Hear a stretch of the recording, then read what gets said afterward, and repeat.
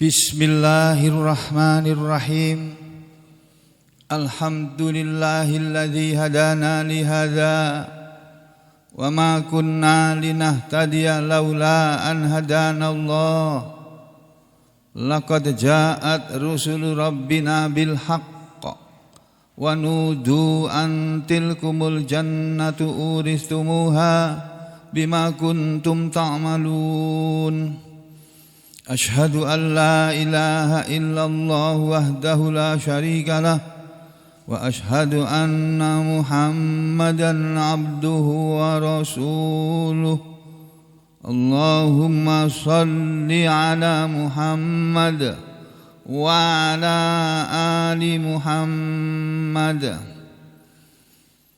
Amma ba'du ayyuhan nas, ittaqullaha mastata'tum wasma'u wa ati'u la'allakum turhamun.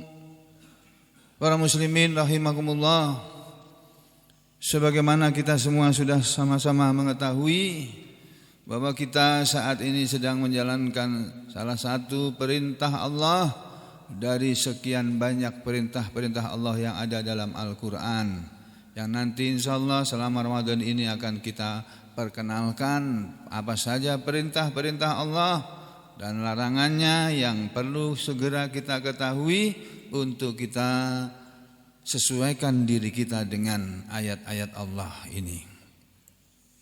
Kita semua sudah mengetahui, sebagaimana tadi saya sampaikan, kita sedang menjalani puasa karena menjalankan perintah Allah yang terdapat di dalam surah Al-Baqarah ini di ayat yang ke-183. Yang ayat ini sudah sering kali diulang-ulang setiap Ramadan, laris ayat ini. Ya. A'udzu billahi minasy syaithanir rajim. Ya ayyuhalladzina amanu kutiba 'alaikumus shiyam. Kutiba 'alaikumus syiyamu kama kutiba 'alal ladzina min qablikum la'allakum tattaqun. Ini surat ini di dalam Al-Qur'an terdapat di halaman 29 ya. Ini Al-Qur'an terjemah Kementerian Agama RI yang masih ada sampai hari ini. Bunyi ayatnya ini saudara sekalian tahu di sini. Ya ayyuhalladzina amanu, wahai orang-orang yang beriman. Ini kelihatan kan? Ya. Kutiba alaikumus syiyam, diwajibkan atas kamu berpuasa. Kutiba telah diwajibkan, alaikum atas kalian, kepada kalian, as-syamu syam, puasa. Kama kutiba, sebagaimana telah diwajibkan, sebagaimana pernah diwajibkan, alal ladzina min qablikum, atas orang sebelum kamu. Telah diwajibkan atas orang sebelum kamu, maksudnya atas umat-umat sebelum umat Nabi Muhammad sallallahu alaihi wasallam. Jadi umat-umat zaman dulu, umatnya Nabi Isa Al-Masih itu juga puasa, juga sholat mereka. Umatnya Nabi Musa alaihissalam juga sholat juga mereka, puasa juga. Gitu. Untuk apa puasa itu? La'allakum tattaqun. Tujuan berpuasa kata Allah agar kamu bertakwa. Ini terjemah Kementerian Agama ini yang masih berlaku sampai saat ini. La'allakum tattaqun, agar kamu bertakwa. Ini tadi ayatnya. Nih. Bukan. Nah, ini. La'allakum, agar kalian tattaquna. Tattaquna sebetulnya artinya bukan orang-orang yang bertakwa. Agar kalian bukan bertakwa sebetulnya, artinya tattaquna, orang-orang yang terjaga. Dari kata waqo, Waqo itu menjaga. Terbentuk kata yattaqi. Waqo, waqiya atau waqo, waqoya, waqiya, waqo. Fi'il madinya kemudian yattaqi, fi'il mudhari'nya, terus terbentuk ini kalimat tattaquna, kalian takwa, agar kalian takwa. Takwa itu apa? Takwa itu terjaga. Tuh, coba kita lirik sebentar tafsir ayat ini. Ya, 183. Nah, ini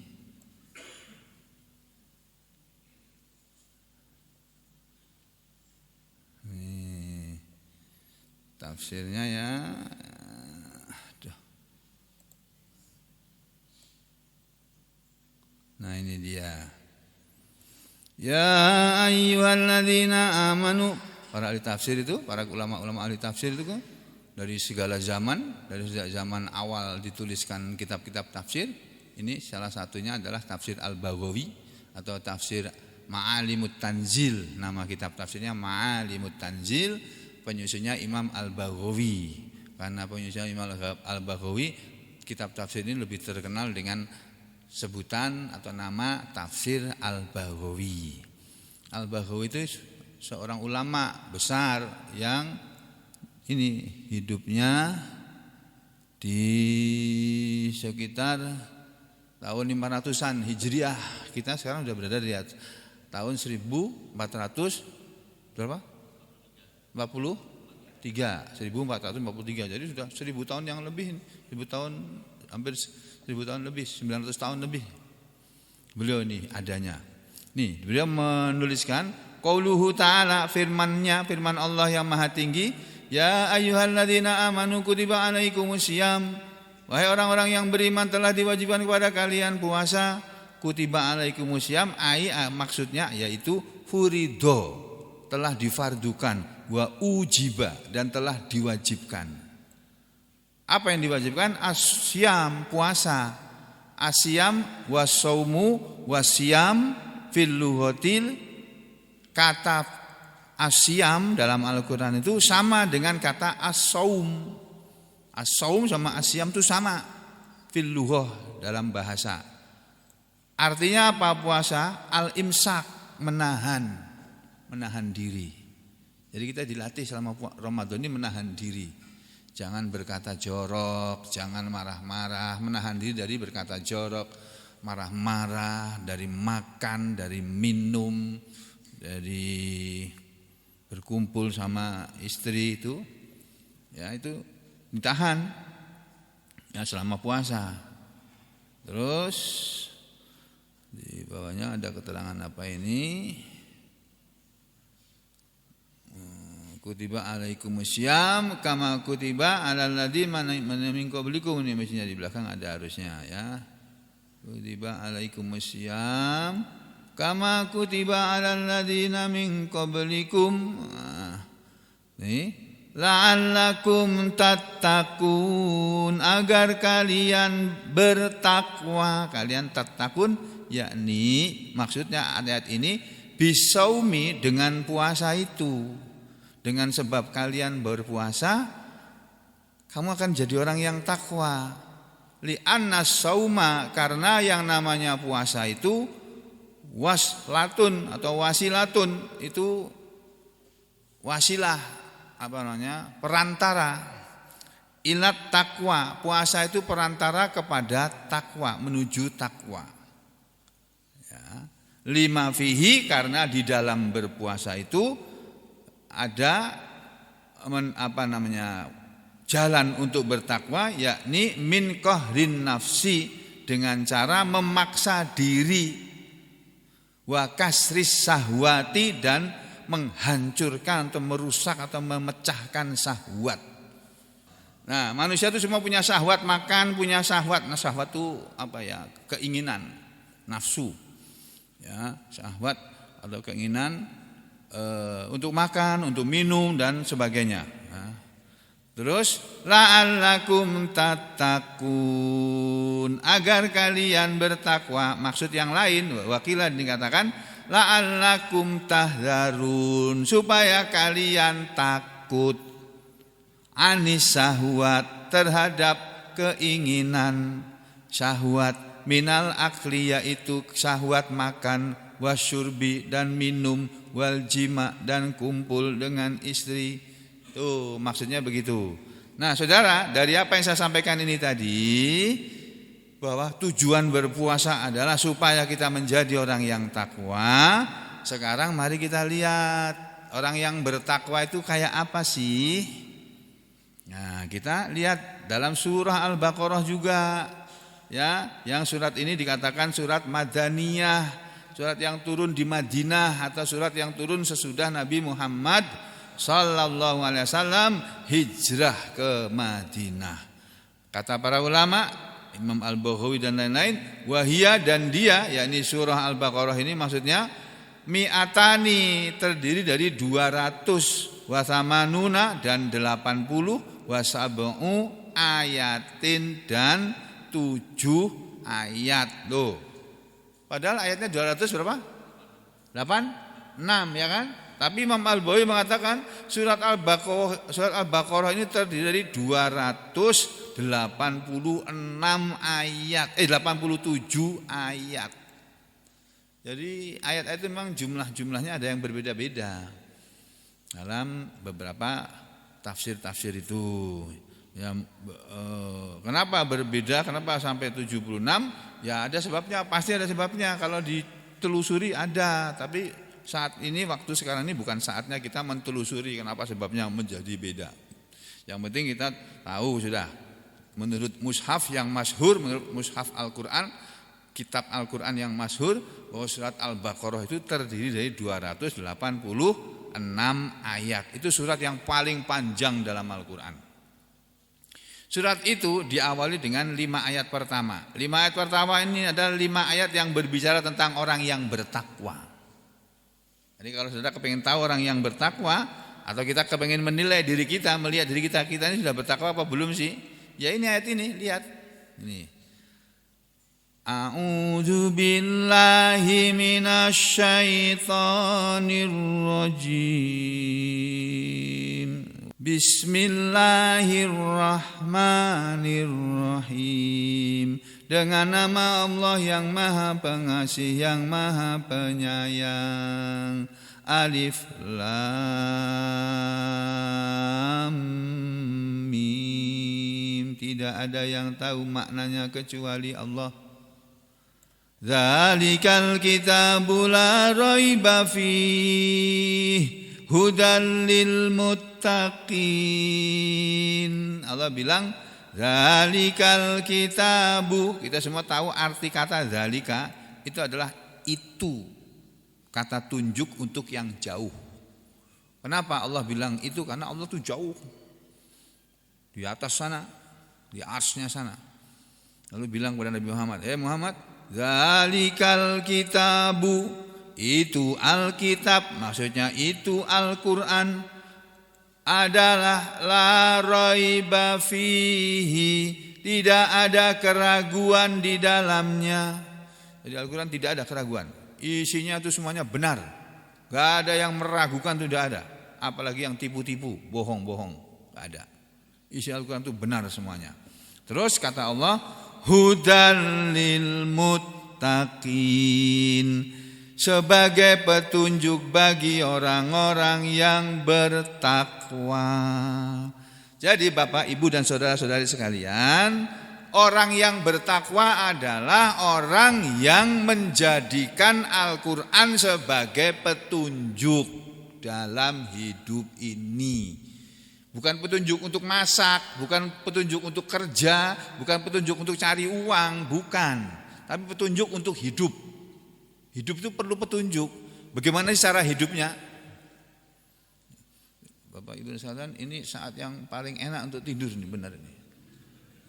Kalau saudara lihat sebelah kanan kirinya ada yang tidur, dicolek perutnya.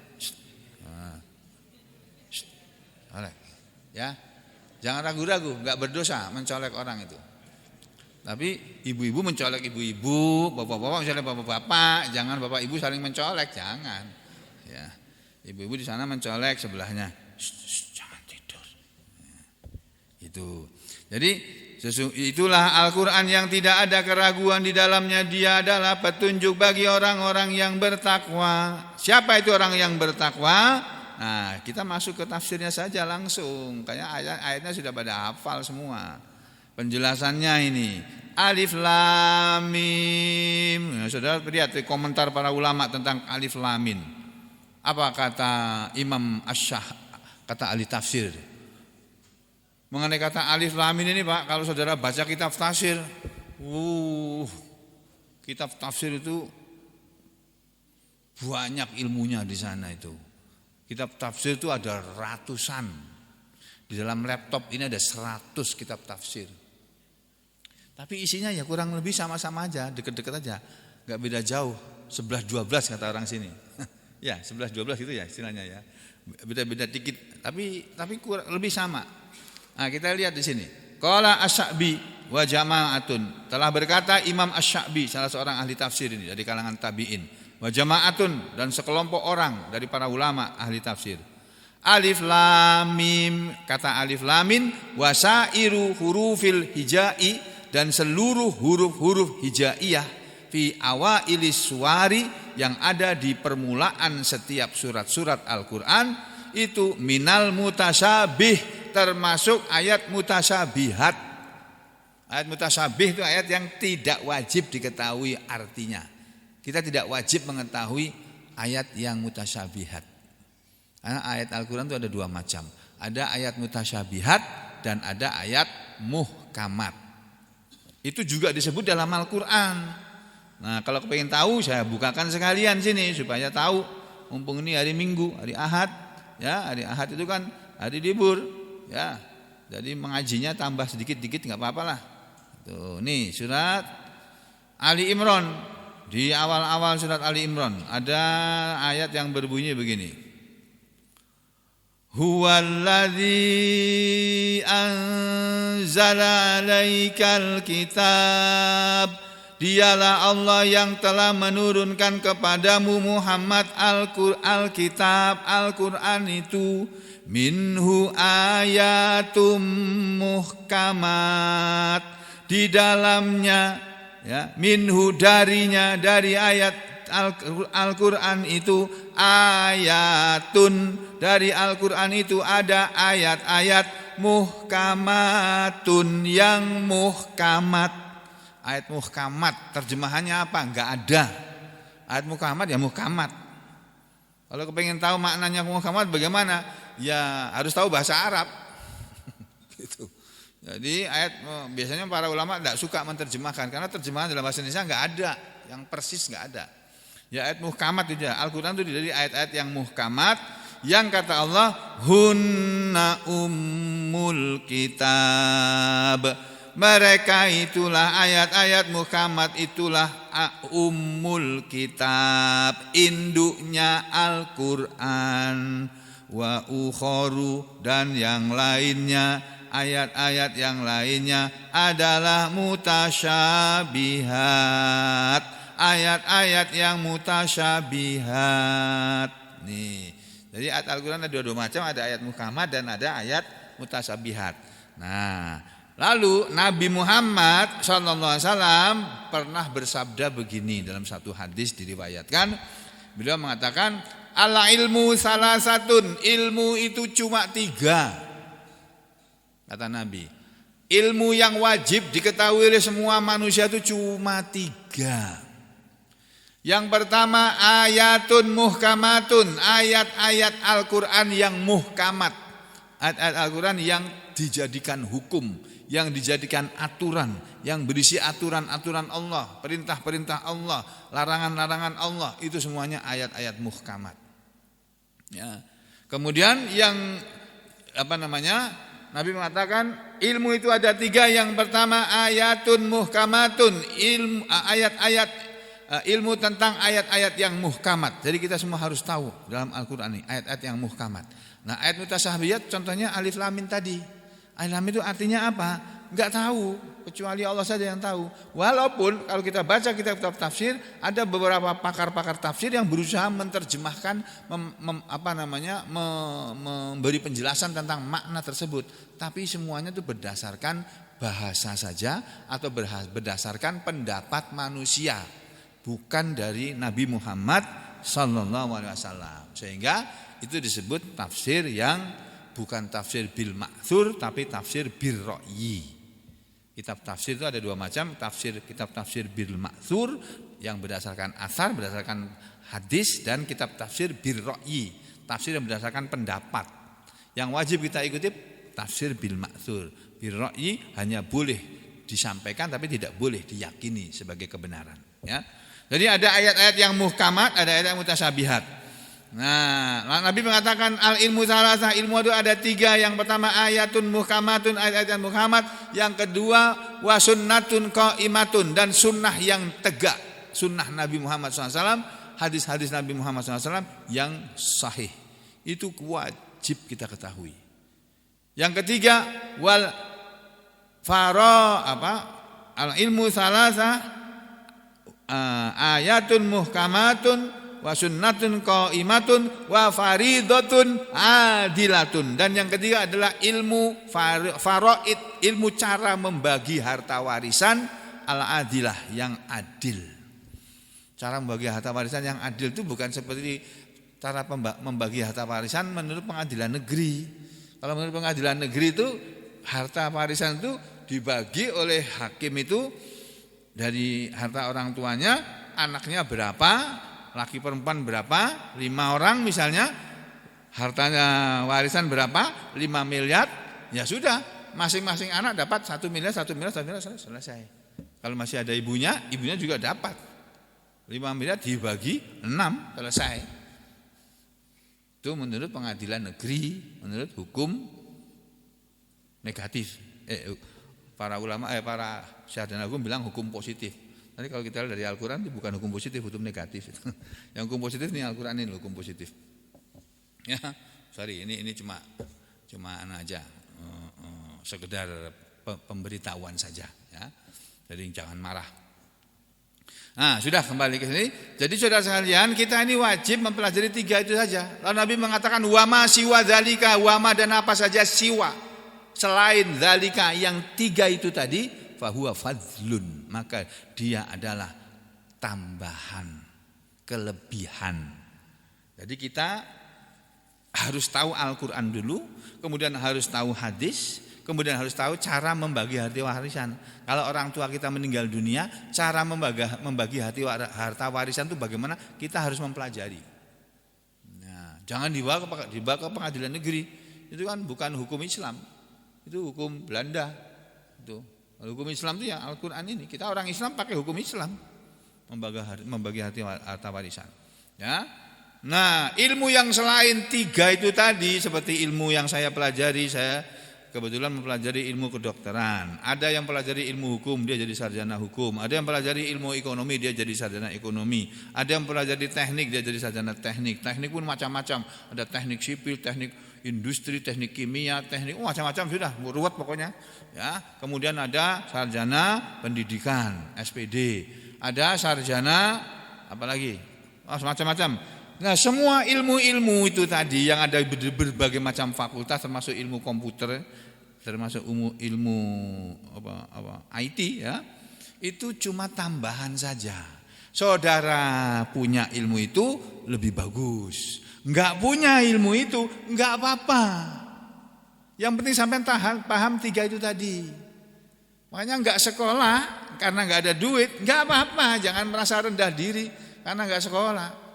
Ya, saudara tahu enggak itu para konglomerat di negeri ini yang punya BCA, yang punya Jarum Super itu, Sokok Jarum itu, yang punya mall-mall, Hartono Mall itu segala itu, yang punya Bank Mega, yang punya bank macam-macam itu loh. Itu dikiranya dulu sekolah. Enggak, kebanyakan mereka tuh malah enggak sekolah. Enggak sekolah seperti saudara-saudara yang kuliah setengah mati, habis jadi sarjana terus nganggur, enggak dipakai ilmunya. Karena apa? Karena kawin. jadi istri yang baik di rumah. Jadi ilmunya gak dipakai. Nah, ya itu.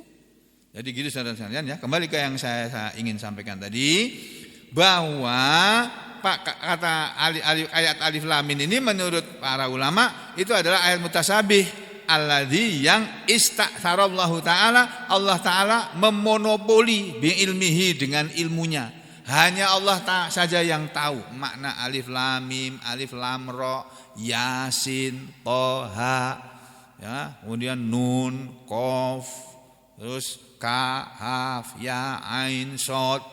Itu semuanya adalah ayat yang mutasabihat. Ayat yang mutasabih artinya ayat yang tidak jelas maksudnya, yang hanya diketahui oleh Allah, itu monopoli Allah dengan ilmunya. Wahia, dan dia merupakan sirrul Quran, rahasia Al-Quran. Jadi kata Imam Asy-Sya'bi atau kata Imam Al-Baghawi, fanahnu, maka kami sebagai muslim, nu'minu, kami hanya beriman saja, bidzahiriha, dengan zahir ayat-ayat mutasabihat tadi, wa nakilul ilma, dan kami menyerahkan ilmu itu, pengetahuan tentang ayat mutasabihat itu, fiha, pada ayat mutasabihat tadi kita serahkan, kami serahkan ilallahi ta'ala, kepada Allah ta'ala. Udah, itu urusan Allah, kita tidak wajib mengetahui, enggak tahu enggak apa-apa. Wa faidatu dzikriha, dan faidah, manfaat dzikriha, mengingatnya, manfaat dari membaca ayat mutasabihah itu adalah thalabul iman, untuk mencari iman biha, kepadanya. Jadi kemanfaat dari alif lam, baca alif lam itu hanya untuk mencari jalan menuju kepada iman. Itu ayat yang pertama. Alif lam mim itu makna yang pertama dari Imam Asy-Sya'bi. Lalu kata Abu Bakar apa? Qala Abu Bakar As-Siddiq, telah berkata Sayyidina Abu Bakar As-Siddiq radhiyallahu an. Ini sahabat Nabi yang paling mulia, yang paling utama. Orang yang terbaik sesudah Nabi Muhammad sallallahu alaihi wasallam itu Abu Bakar As-Siddiq. Ini manusia terbaik nomor 2 sesudah Nabi Muhammad SAW. Beliau mengatakan, fi kulli kitabin, dalam semua kitab, sirrun, ada rahasianya. Wa sirrullahi ta'ala, dan rahasia Allah ta'ala, Allah yang maha tinggi, fil Qur'ani, di dalam Al-Quran, adalah awailus suwar, permulaan surat-surat Al-Quran. Jadi permulaan surat Al-Quran yang berupa potongan huruf-huruf hijaiyah ini adalah rahasia Allah, rahasia Al-Quran. Yang ketiga, waqala Aliun, Imam Ali bin Abi Thalib, Ali bin Abi Thalib, sahabat Nabi juga, khalifah yang ketiga. Sayyidina Ali berkata, likulli kitabin safwatun, untuk setiap kitab itu ada intisarinya. Wa safwatu hadzal kitab, dan intisari dari kitab ini, yakni Al-Quran ini, huruful hijaiyah, ya, atau huruf at-tahajji, huruf-huruf hijaiyah yang berupa potongan huruf alif, lam, mim, nun, qaf, dan seterusnya. Nah, sekarang kita masuk pada ayat yang kedua. Dzalikal kitabul la raiba fi, itulah Alkitab. Di sini bunyinya itulah Alkitab, tapi maknanya inilah Alkitab. Itu semua ahli tafsir sepakat, enggak ada yang berbeda pendapat. Bunyi ayatnya itu kata tunjuk untuk yang jauh, isim isyarah lil ba'id, kata tunjuk untuk sesuatu yang jauh, tapi maknanya hadza, ini, yaitu isim isyarah lil qarib, kata tunjuk untuk sesuatu yang dekat. Jadi dzalikal kitabu, artinya yaitu ini Alkitab. Alkitab yang mana? Wa huwal Qur'an. Alkitab di sini dia adalah maksudnya Al-Qur'an. Jadi dzalikal kitabu maknanya inilah Al-Qur'an, la raiba fiha, la raiba fihi, tidak ada keraguan di dalamnya. Maksudnya yaitu la syakka fihi, tidak ada keraguan atau sesuatu yang merupakan syak, yang meragukan, fihi, pada di dalamnya, dalam ayat-ayat Al-Qur'an. Tidak ada keraguan bagaimana? Annahu min indillah. Tidak ada keraguan bahwa Al-Quran itu berasal dari hadapan Allah Azza wa Jalla, yang maha gagah dan maha agung. Wa annahul haqqu, dan bahwasanya tidak ada keraguan bahwa Al-Quran itu adalah kebenaran wasidku. Ya sama, al-haqqu kebenaran, asidku juga kebenaran. Jadi kebenaran itu ya Al-Quran. Kalau saudara mau mencari kebenaran, cari dalam Al-Quran, jangan cari dalam buku-buku yang lain. Tidak ada di sana kebenaran. Ya, kebenaran itu ada cuma dalam Al-Quran. Lalu hudallil muttaqin. Al-Quran itu adalah petunjuk bagi orang-orang yang bertakwa. Ini loh, ciri pertama orang yang bertakwa adalah orang-orang yang menjadikan Al-Quran sebagai petunjuk. Hudan lil muttaqin, petunjuk bagi orang bertakwa. Ai maksudnya yaitu huwa huda. Yang pertama begitu. Ini Al-Quran adalah petunjuk. Jadi Al-Quran itu bukan sekedar buku yang kita baca setiap Ramadan, setiap hari dalam bulan Ramadan ini atau di hari-hari lain di luar Ramadan kita baca. Ini Al-Quran bukan sekedar buku bacaan, bukan. Tapi dia merupakan petunjuk. Ai atau yaitu rusdun, sama petunjuk. Wabayanun, Al-Quran itu adalah penjelasan li ahli takwa, untuk orang yang takwa. Jadi hanya orang yang bertakwa saja yang mau menjadikan Al-Quran sebagai petunjuk. Kalau ada manusia tidak mau pakai Al-Quran dalam hidupnya, itu bukan orang yang bertakwa. Walaupun dia mengatakan saya bertakwa kepada Tuhan yang Maha Esa. Walaupun dia ngomong begitu, tapi menurut Allah bukan, itu bukan orang yang bertakwa. Dia belum menggunakan Al-Quran sebagai petunjuk kok. Dia cari buku Leninisme, cari buku Marxisme, cari buku Marxisme, Leninisme, komunisme. Yang dipelajari buku-buku seperti itu. Ya, ngapain tuh baca-baca buku-buku begitu? Al-Quran aja belum ngerti kok baca buku yang lain. Nah, termasuk kita ini, saya juga termasuk seperti Anda semua ini, kebalik hidupnya ini. Dari kecil ini kita tidak dijejeli, tahu dijejeli kalau bahasa Jawa itu dijejeli. Dijejeli itu diginiin. Apa Pak? Sini Pak. Disumpali ya. Ya. Harusnya dari kecil itu kita ini dijejeli Al-Quran gitu. Dari kecil diajari, nak, ayo baca. Nah, itu di video itu kan ada anak kecil main HP sama ibunya, diambil HP-nya. Nangis-nangis ya. Ama sama. Kamu pilih HP apa pilih Al-Quran? Pilih Al-Quran. Kamu baca Al-Quran apa mau main HP? Al-Quran. Nangis itu. Kelihatannya baik kelihatannya, tapi ada bahayanya itu. Anak itu jadi terpaksa dia. Harusnya tidak begitu. Secara psikologis itu menekan jiwa anak. Dia belum waktunya dilakukan seperti itu. Masih kecil kok. Biarkan dia bermain. Ya biarkan dia main HP, tapi sekali-sekali kita setel. Dah nak, berhenti dulu ya, kamu baca Al-Quran. Jangan sampai nangis. Nanti sampai dewasa terbawa, tertekan jiwanya. Ya nanti mungkin dia jadi suka baca Al-Quran, tapi suatu ketika dia sudah berubah, sudah dewasa, lain ceritanya nanti dia. Atau salah jadi ibu, dia akan melakukan anaknya seperti ibunya dulu melakukan dia.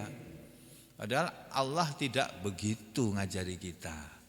Nabi Muhammad SAW diajari karena sedikit-sedikit dan sudah umur 40 tahun. Anak kita baru umur 3 tahun, 4 tahun main HP, ya biarin aja. Cuma diawasi, disetel, diatur, jangan kebanyakan. Ya, kita ambil HP yang diajarkan pada dia untuk tahu yang bau-bau Al-Quran gitu. Ya, itu. Ya, dari Al-Quran itu adalah petunjuk bagi orang yang bertakwa. Nah, ini masalah bahasa. Huwa nasbun, hudan ini kata yang dibaca nasab alal hal, yang menunjukkan kepada keadaan. Jadi Al-Quran itu keadaannya merupakan petunjuk bagi orang yang bertakwa. Sehingga kalau Al-Quran itu sebagai hudan itu adalah sebagai hal, dia adalah hadian. Al-Quran adalah yang menunjuki atau sesuatu yang bisa menjadi petunjuk, yang takdiruhu, takdirnya, kesimpulannya la raiba fi hidayatihi, tidak ada keraguan di dalam petunjuknya, ya. Al-Quran adalah petunjuk yang tidak ada keraguan di dalam petunjuknya. Itu tadi lil muttaqin, bagi orang yang bertakwa saja. Jadi hanya orang yang bertakwa saja yang bisa menjadikan Al-Quran sebagai petunjuk. Wal huda, dan yang namanya petunjuk adalah mayah tadi bihil insan, apa yang manusia bisa mengambil petunjuk dengannya. Lil muttaqin, Al-Quran petunjuk bagi orang yang bertakwa, ai lil mu'minin. Jadi al muttaqin itu sama dengan al mu'minin. Orang yang bertakwa itu ya orang yang beriman itu. Itu terus. Sekarang apa yang dimaksud dengan orang yang bertakwa? Apa definisi orang yang bertakwa? Apa takrif atau definisi orang yang bertakwa? Kita sering mendengar orang bertakwa, takwa. Apa sih maksudnya? Qala Ibnu Abbas, yang pertama pendapat Ibnu Abbas. Ibnu Abbas menerangkan, Ibnu Abbas radhiyallahu anhuma ini sahabat Nabi yang ahli Al-Qur'an ini. Beliau mengatakan al-muttaqi, yang namanya orang yang bertakwa adalah man, orang yang yattaqi, dia selalu menjaga dirinya dari apa? Asyirka, perbuatan syirik, ya, seperti pawang hujan kemarin itu. Kalau kita punya anak jangan dijadikan pawang hujan. Lari-lari apa diolok-olok tuh. Oh, zaman segini masih percaya kepada kayak begituan. Enggak bisa pawang hujan tuh menahan hujan tuh enggak ada ceritanya. Kalau ternyata kelihatannya nyatanya itu bisa kok hujan berhenti. Itu Allah mau menunjukkan kesesatan kamu percaya kepada pawang. Kamu tidak beriman kepada Allah, beriman kepada pawang kamu. Mau kita dibilang begitu. Dulu zaman dulu itu Nabi pernah satu hari subuh pagi hari bangun, malam harinya habis hujan. Terus beliau berkata, barang siapa percaya bahwa hujan yang turun tadi malam adalah karena Allah, maka dia beriman. Siapa yang percaya bahwa hujan turun karena adanya bintang ini, bintang itu yang ada di langit, maka dia telah beriman kepada bintang dan kafir kepada Allah. Oh, jadi jangan asal-asal ikut-ikutan aja, Pak. Jadi orang yang bertakwa itu definisinya adalah al-muttaqi mayyattaqi. Al-muttaqi, orang yang bertakwa adalah mayyattaqi syirka, orang yang menjaga diri dari kesyirikan, ya. Kemudian wal kabairo, dan menjaga diri dari dosa-dosa besar, wal fawahisa, dan dari dosa-dosa zina, wa huwa, dan dia ma'hudun, kata takwa itu, kata al-muttaqi itu, kata takwa itu minal ittiqa, dari kata al-ittiqa. Al-ittiqa itu penjagaan. Jadi orang yang bertakwa adalah orang yang menjaga dirinya. Jangan sampai dirinya masuk atau percaya atau bercampur dengan kesyirikan. Imannya jangan dicampur dengan kesyirikan. Juga dia berusaha jangan sampai melakukan dosa besar. Dan dia berusaha jangan sampai melakukan dosa-dosa yang merupakan kekejian, perbuatan yang keji. Ya apa? Membunuh orang, memukuli anaknya sendiri sampai mati. Karena ada orang tua memukuli anaknya hanya karena sepele sampai mati. Itu kan perbuatan keji begitu itu. Dan sebagainya. Orang yang bertakwa tidak mungkin berbuat seperti itu. Yang kedua, itu kalau tadi dari Ibnu Abbas, sekarang waqala Umar bin Abdul Aziz, telah berkata Umar bin Abdul Aziz, ini khalifah yang terkenal, khalifah kelima yang terkenal.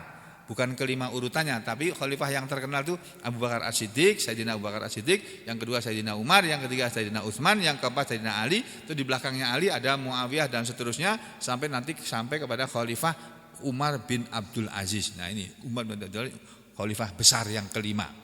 Umar bin Abdul Aziz, beliau ini kalau sekarang ini ya seperti presiden itulah, atau seperti raja.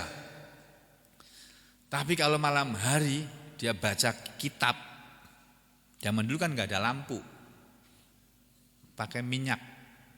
Lampu ada minyak itu untuk menyalakannya, entah minyak apa juga, saya nggak tahu apa minyak zaitun apa minyak apalah, pokoknya untuk menghidupkan api. Dia hanya mau membaca dalam kegelapan dengan api yang minyaknya tidak didapat dari pemerintah, dari uang negara. Masya Allah, presiden itu Pak.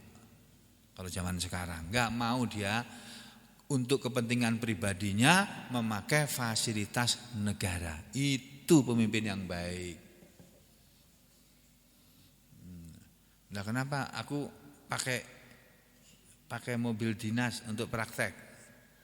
Berarti aku juga enggak seperti Umar bin Abdul Aziz.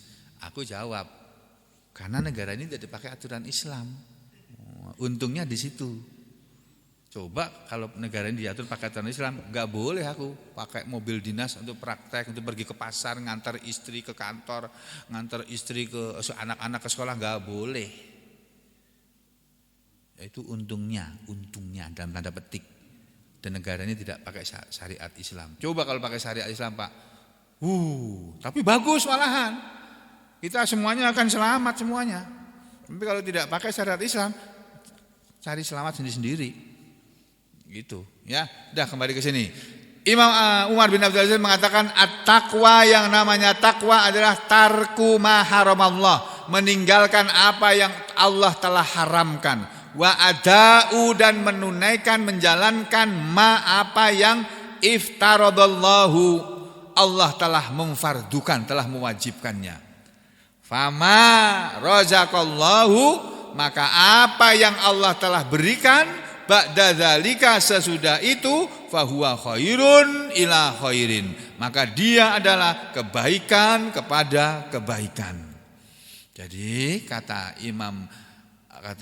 Umar bin Abdul Aziz, takwa itu orang yang meninggalkan apa yang diharamkan oleh Allah dan orang yang melaksanakan perintah-perintah yang diwajibkan oleh Allah. Lalu kalau orang sudah seperti itu, maka apa saja yang Allah berikan kepada dia sesudah itu semuanya kebaikan. Dia diberi anak, dia akan diberi anak yang baik. Dia diberi istri, dia akan punya istri yang baik. Dia diberi harta, hartanya selalu harta yang baik. Dan seterusnya, rumah yang baik, kendaraan yang baik. Itu. Ya, itu yang namanya takwa. Kemudian wakila, dan menurut pendapat yang lain, yang namanya takwa adalah huwal iktida'u bin nabiyyi sallallahu alaihi wasallam. Takwa adalah mengikuti kepada Nabi Muhammad sallallahu alaihi wasallam. Jadi orang yang bertakwa adalah orang yang hidupnya mau mengikuti Nabi Muhammad sallallahu alaihi wasallam. Apa yang Nabi ajarkan kita harus ikuti. Nabi mengajari kita kalau bangun tidur pagi jangan lupa minimal baca alhamdulillah. Kalau enggak hafal doanya. Kalau hafal doanya baca alhamdulillahilladzi ahyana ba'dama amatana wa ilaihin nusyur. Tambah tadi alhamdulillahilladzi afani, segala puji bagi Allah yang telah menyehatkan aku bangun dalam keadaan sehat. Alhamdulillahilladzi afani fi jasadi, pada tubuhku. Alhamdulillahilladzi afani fi jasadi wa radda alayya ruhi, dan yang telah mengembalikan ruhku ke dalam jiwaku, ke dalam jasadku. Wa adinali bidzikrihi, dan yang telah mengizinkan kepadaku untuk berzikir mengingat kepada namanya. Alhamdulillah, ya. Baru baca subhanallah walhamdulillah wala ilaha illallah wallahu akbar. Subhanallah, zikirnya almarhum Arifin Ilham itu loh. Subhanallah walhamdulillah wala ilaha illallah wallahu akbar. Sekarang enggak durgema lagi, orangnya udah wafat. Ya, tapi itu dibaca setiap bangun tidur. Subhanallah walhamdulillah wala ilaha illallah wallahu akbar. Kemudian wala haula wala quwata illa billahil aliyyil azim. Lalu terakhir Allahumma firli, ya Allah ampunilah aku. Jadi bangun tidur kita sudah minta ampun sama Allah, memuji kepada Allah, bangun dalam keadaan sehat, bisa berzikir, kemudian tidak ada kekuatan kecuali dari Allah, mengakui bahwa Allah Maha Suci, tidak ada Tuhan selain Dia, Dia Maha Besar, ya. Kemudian dia minta ampun, baru bangun tidur, turun dari kamar mandi, ya, kemudian ngapain sahur dan sebagainya.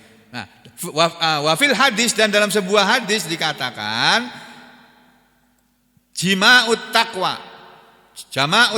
atau jima'ut taqwa, kumpulan takwa itu yang namanya takwa itu ada terkumpul di dalam apa? Fi qaulihi ta'ala, dalam firman Allah Ta'ala di surat An-Nahl, surat yang ke-16 ayat 90 ya, yang berbunyi begini. Kita lihat nih ayatnya. Ini namanya ngaji Quran. Jadi ayatnya kita lihat sama-sama. Suratnya surat An-Nahl surat 16 nih. Ini surat 16, ayatnya ayat 90, ayat yang bagian-bagian terakhir ini. Nah, inilah. Ini yang sering dibaca oleh para khatib ketika khutbah Jumat. Nih. Innallaha ya'muru bil adli wa ihsani wa ita'i dzil qurba wa yanha 'anil fahsya'i wal munkar wal bagyi ya'idzukum la'allakum tadhakkarun. Nih, takwa ini ada di sini semuanya ini. Innallaha, sesungguhnya Allah itu ya'muru, selalu memerintahkan kepada kita semua, kepada manusia ini untuk apa? Bil adli, untuk supaya berbuat yang adil. Adil itu takwa. Enggak adil enggak takwa. Ya, wal ihsan, dan berbuat ihsan. Apa itu berbuat ihsan? Berbuat baik tanpa mengharap imbalan. Itu ihsan. Yang ketiga, wa ita'idil kurba, dan memberi sesuatu kepada orang yang mempunyai kedekatan dengannya. Maksudnya memberi sebagian miliknya kepada kerabatnya. Ini yang takwa. Orang yang tidak mau infak, ya, sedekah kepada kerabatnya, itu bukan orang yang takwa. Ya. Kemudian wa yanha 'anil fahsya'i wal munkar, dan dia akan selalu menahan, mencegah dirinya dari perbuatan keji. Ya, perbuatan wal mungkar, dan perbuatan yang mungkar, yang mengingkari agama, ya, wal baghi, dan perbuatan yang melampaui batas. Jadi ini takwa ini semuanya ini. Kata sebagian ulama, ya'idzukum, Allah menasihati kalian dengan ini semua tadi, la'allakum tadhakkarun, agar kalian semua mau mengingat-ingat. Nah, kembali ke sini. Jadi yang itu pendapat yang kedua. Pendapat yang ketiga, Ibnu Umar. Waqala Ibnu Umar, sahabat Nabi juga ini. Beliau Ibnu Umar mengatakan at-taqwa, yang namanya takwa adalah alla taro nafsaka khairan min ahadin. Orang yang takwa adalah apa itu? Orang yang bahwasanya la taro, tidaklah engkau memandang, melihat nafsaka, dirimu, khairan, lebih baik, min ahadin, dari seorang pun. Masya Allah. Jadi Ibnu Umar mengatakan takwa itu adalah satu perbuatan yang berupa dia tidak pernah melihat dirinya lebih baik daripada orang lain. Masya Allah. Jadi kalau kita masih suka saya lebih baik dari dia, berarti kita belum takwa itu, Pak. Hati-hati. Masya Allah. Ini definisi takwa dari para sahabat Nabi, dari para ulama pendahulu kita ini. Lalu yang berikutnya, orang yang bertakwa itu ciri-cirinya alladzina yu'minuna bil ghaibi wa yuqimuna sholata wa mimma razaqnahum yunfikun. Orang-orang yang bertakwa itu adalah alladzina, orang-orang yang yu'minuna, mereka beriman, mereka percaya. Ini yu'minuna adalah na'tan, sifat lil muttaqin. Ayat yang ketiga ini alladzina yu'minun adalah na'tan, sifat lil muttaqin, bagi orang yang bertakwa. Orang yang bertakwa adalah orang-orang yang yu'minun, mereka beriman. Beriman itu maksudnya bagaimana? Yusaddikun, beriman itu membenarkan. Nah, wa haqiqatul iman, dan hakikat dari iman adalah at-tasdiq bil qalbi. Iman itu adalah membenarkan dengan hati, wa huwa fi syariah, dan kata iman itu menurut syariat adalah al-i'tiqadu bil qalbi, keyakinan yang teguh di dalam hati, keyakinan dengan hati, meyakini dengan hati. Kemudian wal iqraru bil lisani, dan berikrar dengan lisan, dengan mulut. Wal amalu bil arkan, dan beramal dengan anggota tubuh. Jadi orang yang bertakwa adalah orang yang beriman dengan hatinya, karena iman itu amalan hati, bukan amalan mulut. Kalau kita bilang saya beriman, itu mulutmu yang ngomong. Padahal iman itu tempatnya bukan di mulut, di dalam hati. Jadi hati kita sudah beriman atau belum, ya tergantung kelakuan kita.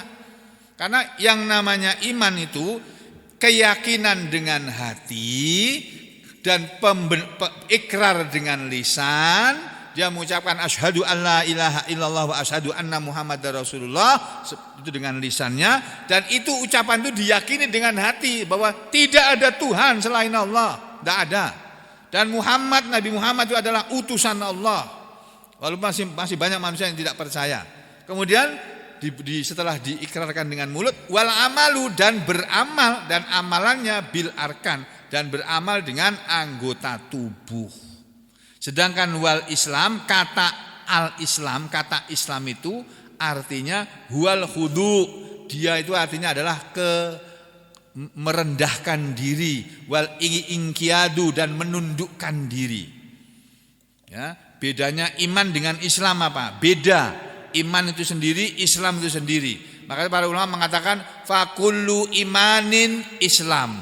Maka semua orang yang semua orang yang beriman itu pasti orang yang Islam. Semua orang yang beriman itu pasti orang yang Islam. Walaisa kullu islamin, dan tidaklah semua Islam, semua yang bilang Islam atau semua yang mengaku Islam, imanan adalah iman, belum. Kalau iman pasti Islam. Kalau orang beriman pasti dia Muslim. Tapi tidak setiap orang Islam, tidak setiap Muslim bahwa dia adalah beriman. Halo, bisa dipahami ini? Ya. Idza lam yakun ma'ahu tasdikun, yaitu jika tidak ada bersama dia pembenaran. Karena orang Islam itu selalu membenarkan Al-Quran, membenarkan Nabi Muhammad SAW. Itu aja, yang lainnya nggak usah dibenarkan. Omongannya siapapun, entah itu omongannya raja, omongannya presiden, apalagi omongannya menteri, nggak usah dengerin, nggak usah dibenarkan itu. Itu omongan salah-salah semua itu. Hidup apa itu segala, merdeka itu omong kosong itu. Nah, itu nggak usah dibenarkan. Yang harus kita benarkan adalah omongan Allah sama omongan Nabi Muhammad sallallahu alaihi wasallam. Sehingga ada ayat Quran, qala Allah Taala berfirman dalam surat Al-Hujurat ayat 14. Qalatil a'rabu amanna, telah berkata orang-orang Arab desa, kami telah beriman. Orang-orang Arab desa datang kepada Nabi Muhammad, ya Rasulullah, ya Muhammad, kami ini orang-orang desa, tapi kami sudah beriman. Mereka ngomong begitu di hadapan Nabi. Apa kata Allah? Turun ayat ini. Qalatil a'rabu amanna, telah berkata orang-orang Arab desa itu Muhammad, orang-orang Arab Badui yang tinggal di padang pasir itu, yang rumah-rumahnya di padang-padang pasir itu, mereka berkata kami beriman. Kul, katakanlah wahai Rasul, lam tu'minu, kalian belumlah beriman, walakin akan tetapi kulu, berkatalah kalian, aslamna, kami sudah Islam. Orang kalau baru masuk Islam jangan mengatakan saya sudah beriman, belum. Saya sudah Islam, ya, kamu sudah masuk Islam. Tapi beriman belum, karena Islam dulu, baru kemudian pelan-pelan menjadi beriman. Nanti puncak dari beriman ini bertakwa. Dan kalau kita sudah menjadi orang yang bertakwa, boleh mati kapanpun. Kalau sekarang, karena kita belum bertakwa, jangan mati dulu. Mati masuk neraka nanti. Ya, jadi saudara kita yang sudah mendahului kita itu sudah bertakwa, Allah ambil. Jadi ini di dalam surah Al-Hujurat dulu ada orang Arab desa mengaku beriman, Allah bilang, enggak, kalian belum beriman, tapi berkatalah aslamna, kami ini sudah muslim. Ya, itu beda antara muslim dengan mukmin, itu beda.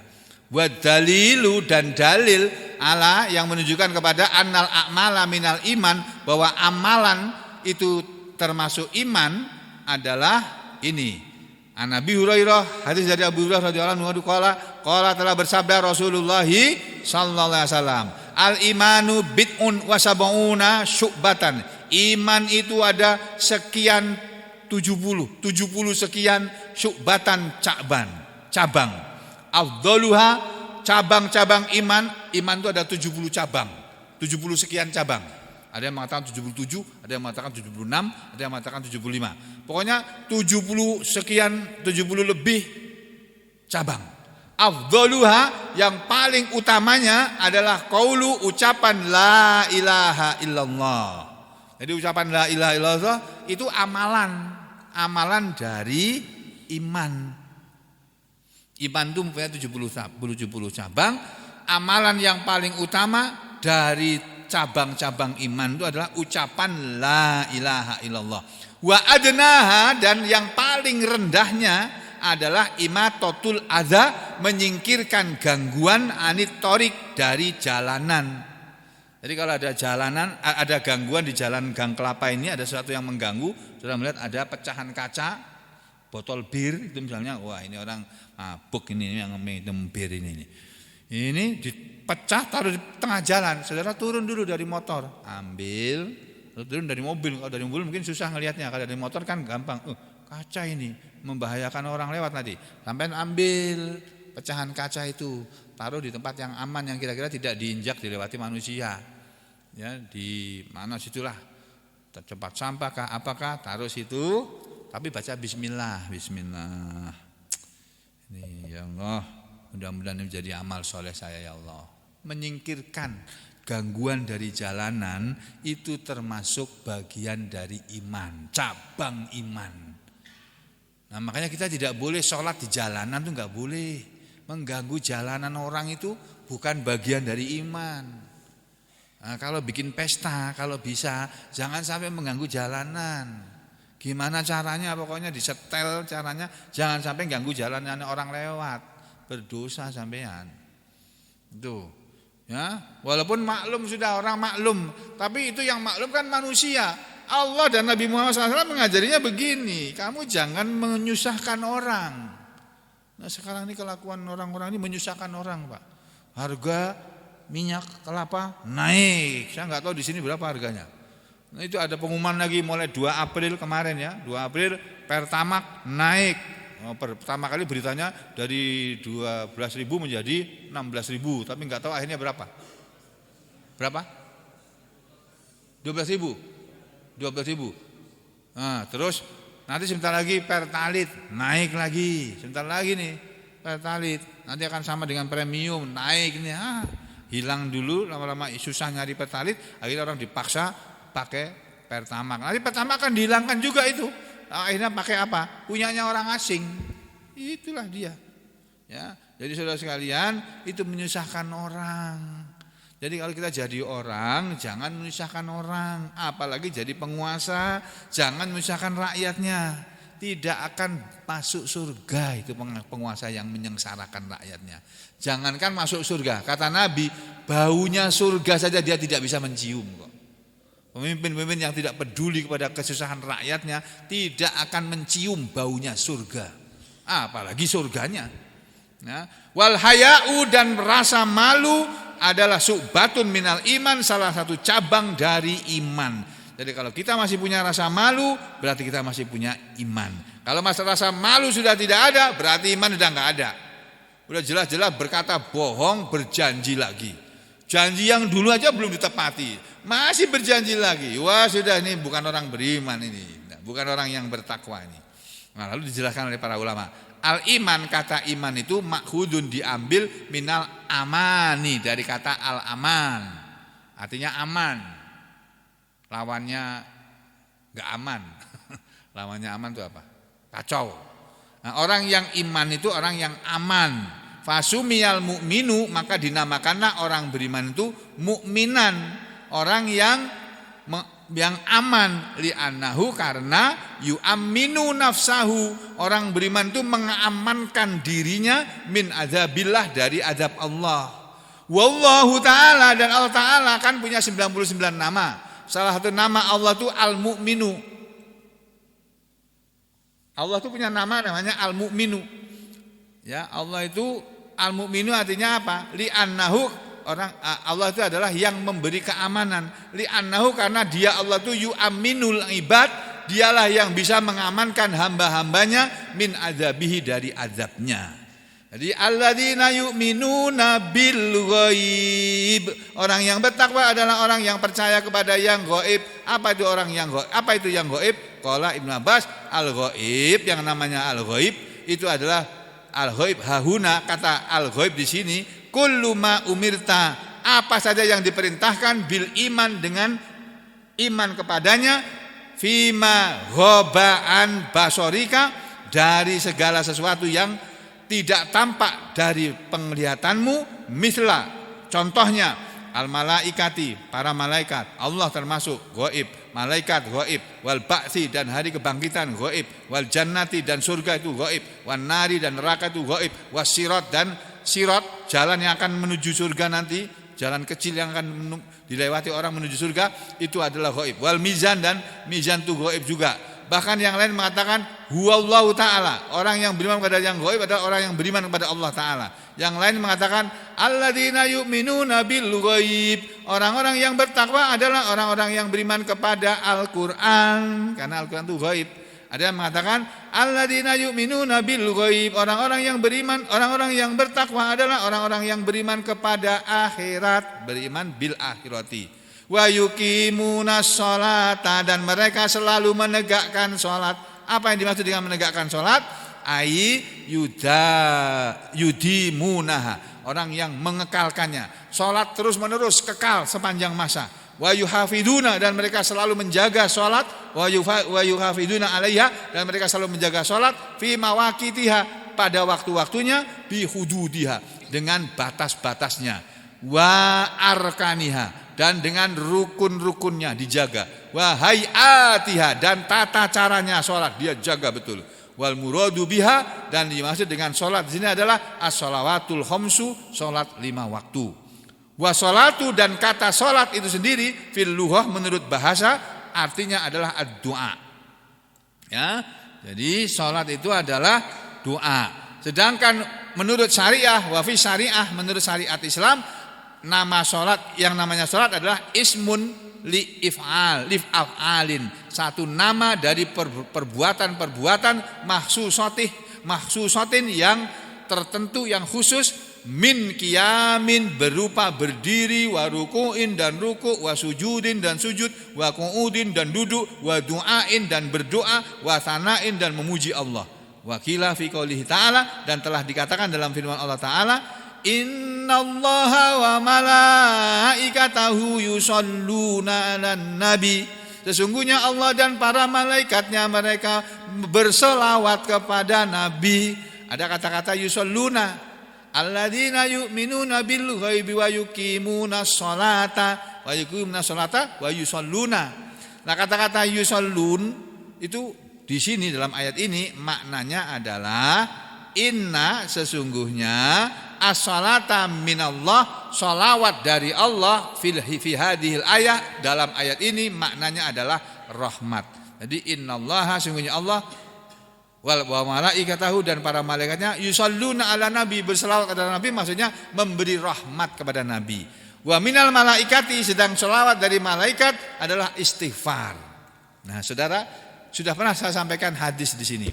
Kalau kita selesai sholat sunnah, tahiyatul masjid, kita kan sebelum sholat subuh atau sebelum sholat apa kan duduk sholat tahiyatul masjid. Sesudah saudara sholat tahiyatul masjid, kemudian duduk menunggu qomat, itu malaikat tuh mendoakan sampean. Allahumma fillahu warhamhu, ya Allah ampunilah dia dan kasihanilah dia, ya Allah ampunilah dia, berilah rahmatlah dia, ampunilah dia, berilah rahmat. Terus malaikat mendoakan kamu, mendoakan kita selesai sholat sampai qomat. Baru berhenti malaikatnya mendoakan sampean ketika sampean ngobrol dengan sebelahnya.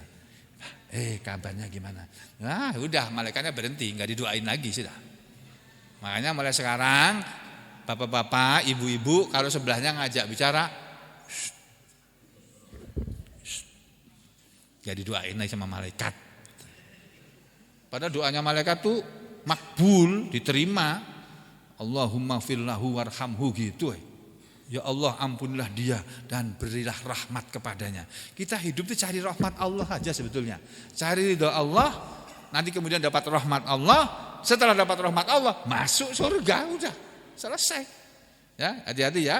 Ini salawat dari malaikat adalah istighfar. Wa minal mu'minin, sedangkan salawat dari orang-orang beriman itulah adalah ad-du'a. Wa mimma razaqnahum yunfikun, dan ciri berikutnya yang ketiga, dan dari apa yang kami telah rezekikan kepada mereka, mereka menginfakkan. Dari apa yang kami rezekikan maksudnya dari apa yang a'tainahum, kami sudah berikan kepada mereka orang-orang yang beriman, berupa apa? Berupa rezeki, warizku, dan yang namanya rezeki adalah ismun likulli ma yuntafa'u bih.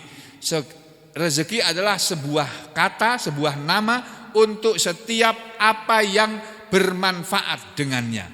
Yang bermanfaat. Hatta sampai yang namanya rezeki itu bukan hanya duit, Pak. Tapi al-walad, anak itu rezeki. Wal abdi, dan budak itu rezeki. Wa asluhu, dan asal dari kata rezeki fil lughah dalam bahasa adalah al-hadzu, bagian, wan nasib, dan nasib. Nasib juga sama kalau dalam bahasa Indonesia. Nasib itu ya bagian. Jadi apa yang kita terima dalam hidup ini, bagian rezeki kita seberapa, itulah rezeki Allah. Nah, dari apa yang Allah berikan kepada kita, sebagiannya kita berikan kepada orang lain. Dimulai dari kepada istri kalau masih punya istri. Orang yang bertakwa adalah orang yang yungfikun, mereka selalu menginfakkan, yakni yatasaddaqun, mereka selalu mensedekahkan, yakni yungfikuna, mereka menginfakkan di dalam sabilillah, menginfakkan hartanya di jalan Allah, untuk buka puasa, untuk memberi makan buka puasa, untuk infak di masjid ini ya, untuk orang-orang yang lemah, du'afa ya. Itu infak-infak seperti itu yang bermanfaat untuk kita. Wa aslul infak, dan asal kata infak adalah al-ikhraju anil yadi, mengeluarkan sesuatu dari yang ada di tangan, wal milki, dan dari apa yang dimiliki. Wa minhu, dan dari kata infak itu ada kata nifakus suk, infaknya pasar. Maksudnya orang yang kerja di pasar pun kalau dia dapat laku dagangannya, dia keluarkan sebagian keuntungannya, dikasihkan. Seperti kemarin ada yang ngasih aku sarung 2 buting lagi, tapi nggak tahu siapa yang ngasih. Li'annahu, karena tahruju fihi sil'atu anil yadi. Seorang pedagang pasar itu ketika dia menginfakkan barang dagangannya, tahruju fihi sil'atu, keluar dari dalam tangannya barang dagangan. Barang dagang keluar anil yadi, dari tangannya. Dia dagang kain, dagang baju, keluar baju. Dagang jeruk, keluar jeruk. Nah, dagang buah, keluar buah. Nah, wa minhu, dan dari kata itulah nafaqatid dabbah, termasuk menginfakkan harta kita di jalan Allah adalah harta kita yang kita nafkahkan untuk binatang yang kita pelihara. Itu infak juga, Pak. Kita mau melihara kucing, kasih makan. Kamu melihara burung, kasih makan. Jangan sampai kamu punya burung kesayangan di sangkarmu itu sampai mati nggak dimakan, kamu berdosa besar itu. Ya, kalau sama punya binatang peliharaan, hati-hati loh.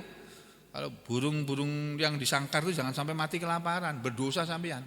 Kalau sampai mau pergi meninggalkan burung, titipkan sama orang, tolong kasih makan burungnya ya, nah, jangan lupa loh ya, pagi sore kasih ini, kasih minum juga. Harus gitu. Kalau nggak berani gitu ya lepaskan aja burungnya sudah, daripada nanti kita jadi berdosa. Ya, itu gambaran orang yang bertakwa. Ya, sehingga kesimpulannya kata Allah, selain yang beriman kepada itu tadi, ciri orang bertakwa adalah walladzina yu'minuna bima unzila ilaika, dan orang-orang yang bertakwa adalah orang-orang yang percaya kepada apa yang telah diturunkan kepadamu, yaitu Al-Qur'an, wa ma unzila min qablik, dan apa yang telah diturunkan sebelum kamu, yaitu keiman kepada Taurat, wal Injil, dan iman kepada Injil, wasairul kutubil munazzalati, dan iman kepada seluruh kitab-kitab yang telah diturunkan alal anbiya, kepada para nabi alaihi musholatu wassalam, semoga selawat dan salam untuk mereka, wabil akhirati, dan kepada akhirat, artinya ai bidaril akhirah, kepada negeri akhirat, hum yuqinun, mereka orang-orang yang meyakini. Orang yang takwa adalah orang yang yakin kepada akhirat. Yakin itu adalah ilmu. Ini al-yakin wa huwal ilmu. Ini loh. Kalau kita beriman, percaya, ini di lubang ini ada setrumnya ini. Ilmu kita tahu, ini ada setrumnya. Kalau kita masukkan tangan kita atau kita pakai paku, masukkan ke lubang itu, insya Allah kesetrum. Walaupun kita tidak melihat. Mana setrumnya nggak kelihatan gitu. Ya sudah ambil paku sini, kamu tucuk situ. Kesetrum kamu, gitu.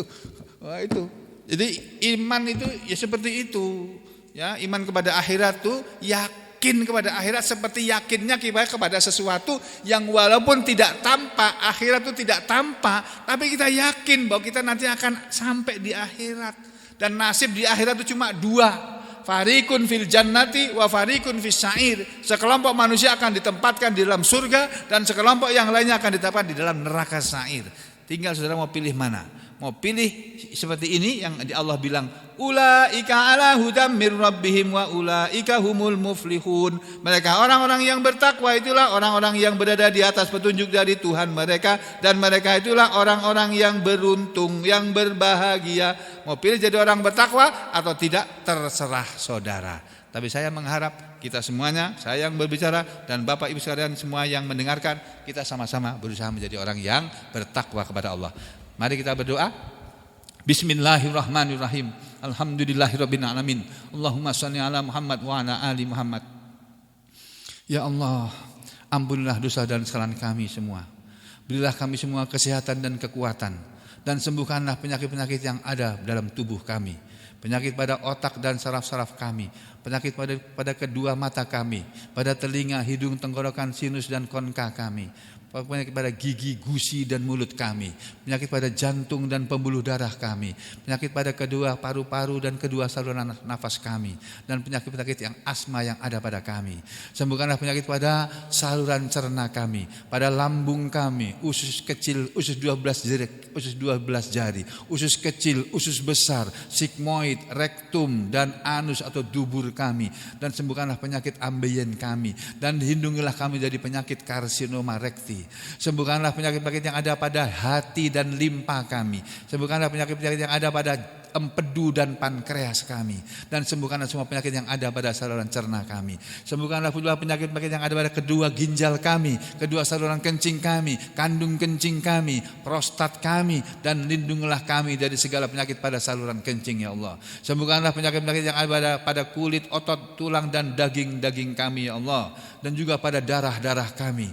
Dan sembuhkanlah semua penyakit yang ada dan bisa menyerang tubuh-tubuh kami ya Allah. Berilah kami semua kemudahan dan keberuntungan dalam hidup ini. Berilah kami semua rezeki yang luas dan halal ya Allah. Karuniakanlah kepada kami rezeki yang halal dan barokah ya Allah. Ampunilah dosa dan kesalahan istri-istri dan suami-suami kami, dan anak-anak dan cucu-cucu kami. Berilah mereka semuanya petunjuk, dan lindungilah mereka dari segala perbuatan yang termasuk syirik dan dosa pada mereka dalam segala urusan mereka. Jauhkanlah mereka dari perbuatan dosa dan perbuatan yang syirik dalam segala urusan mereka, baik urusan sekolah mereka, urusan kuliah mereka, urusan pekerjaan mereka, urusan rumah tangga mereka. Ampunilah dosa kesalahan kami semua ya Allah. Berilah kami semuanya istiqomah dalam kebaikan. Berilah kami semuanya keikhlasan dalam setiap amal-amal kami. Berilah kami semua husnul khotimah, dan karuniakanlah kepada kami pahala syahid fi sabilillah. Amin ya rabbal alamin. Wa aqulu qawli hadza astaghfirullah li wa lakum. Allahumma taqabbal minna innaka antas samiul alim wa tub alaina innaka antat tawwabur rahim. Wa sallallahu ala Muhammadin wa ala ali Muhammad walhamdulillahi rabbil alamin.